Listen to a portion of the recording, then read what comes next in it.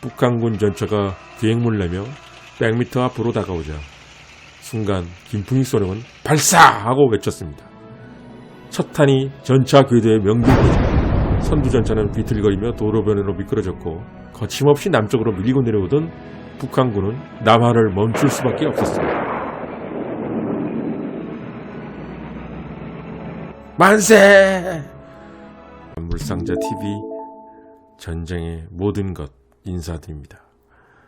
6.25 남침 시점과 작전 계획까지 예상했던 수많은 보고서가 여러 번 올라왔으나 미군 고문관도 신경 안 썼던 정보를 국군 최고 수뇌부가 들을 리가 없었고 결국 완벽 기습을 당하게 됩니다.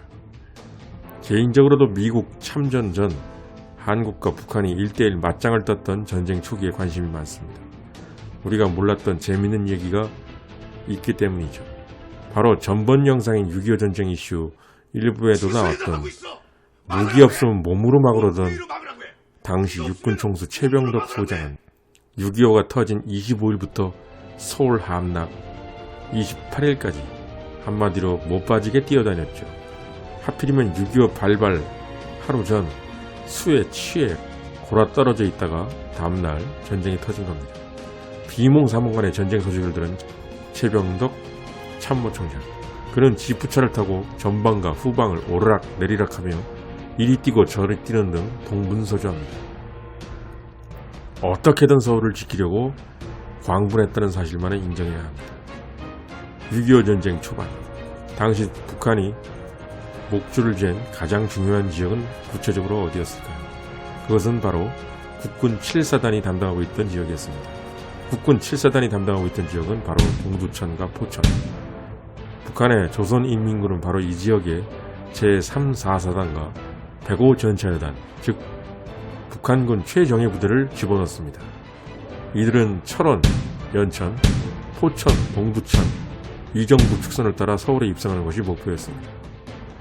7사단은 소련제 T-34에 혼비백산하며 밀려납니다. 북한군 3사단은 교전 4시간 만에 7사단을 박살내며 포천으로 진입합니다. 6월 25일 첫날에 이미 포천과 동두천까지 쳐들어온 북한군. 아시다시피 국군 7사단이 중요한 지역에서 속절없이 밀리게 된 이유는 북한의 T-34 탱크 때문이라는 건 잘 알려져 있는 사실입니다. 그러나 이 시점에서 잘 알려지지 않은 사실이 있습니다. 국군은 탱크는 없었습니다만 미군이 준 57mm 대전차포를 갖고 있었습니다.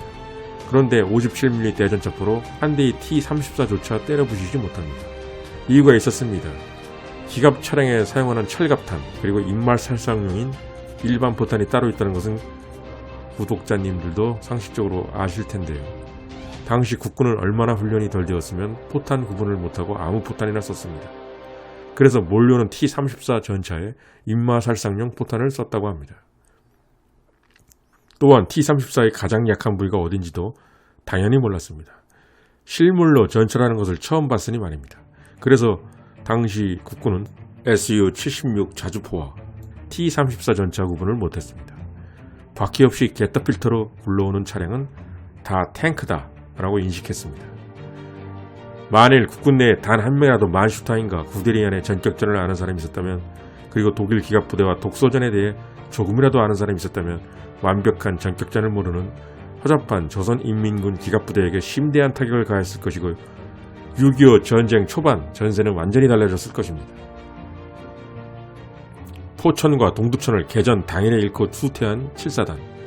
25일 새벽에 7사단은 남은 병력으로 축성령과 금오리 중간에 방어선을 칩니다. 이 방어선은 위정부와 서울 방어의 핵심적인 매우 중요한 방어선이었습니다.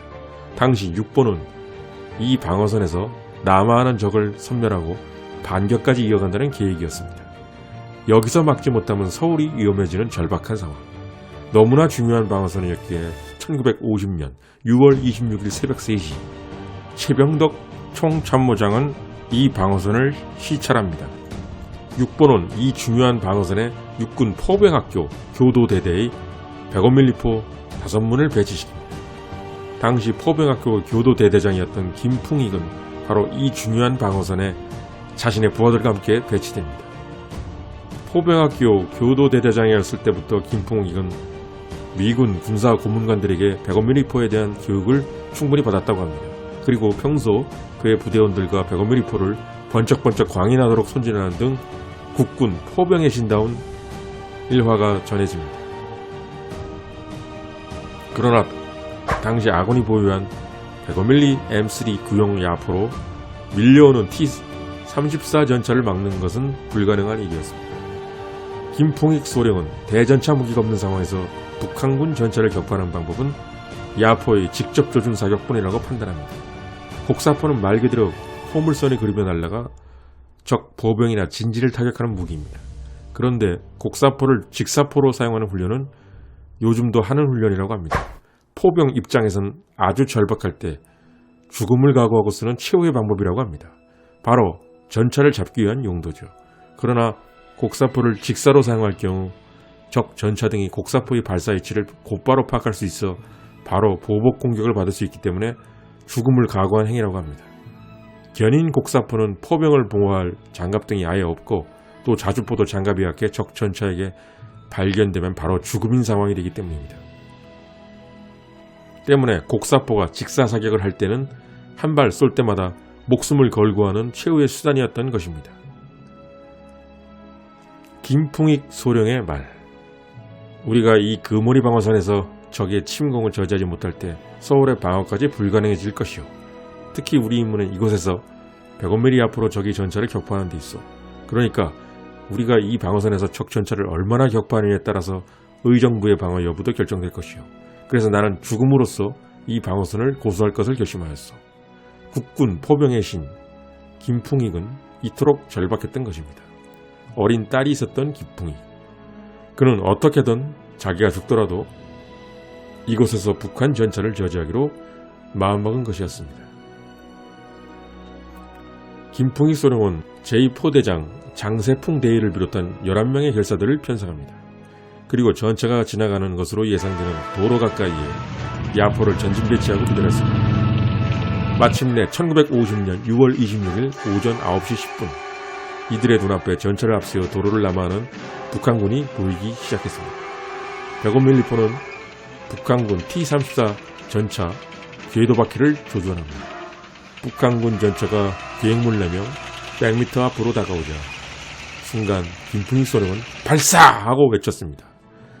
첫 탄이 전차 궤도에 명중됐습니다. 선두 전차는 비틀거리며 도로변으로 미끄러졌고 거침없이 남쪽으로 밀고 내려오던 북한군은 남하를 멈출 수밖에 없었습니다.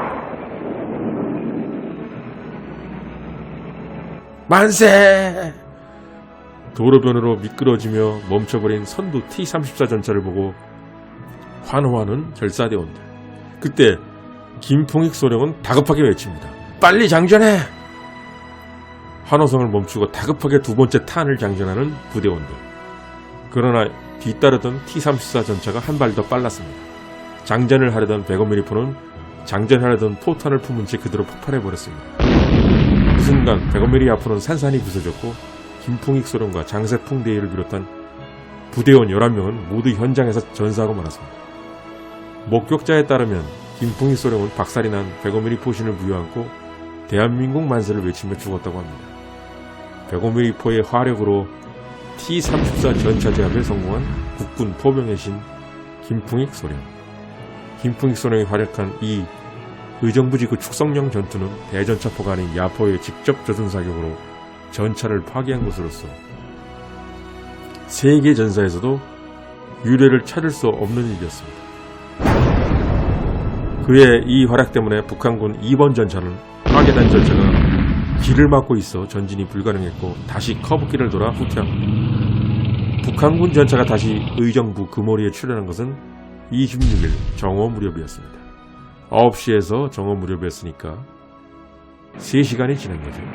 결국 김풍익 소령과 장세풍 대위 그리고 포대원들이 목숨을 버리고 벌어준 시간은 3시간이었습니다. 국군 포병의 신 김풍익 소령은 죽음으로써 북한의 서울 진입까지 3시간이라는 귀중한 시간을 번 것이었습니다.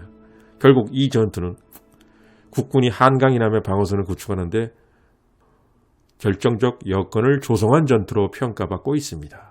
저와 관심사가 같으신 구독자님들은 모두 구독 버튼을 눌러 업데이트되는 콘텐츠를 놓치지 마시길 바랍니다. 감사합니다.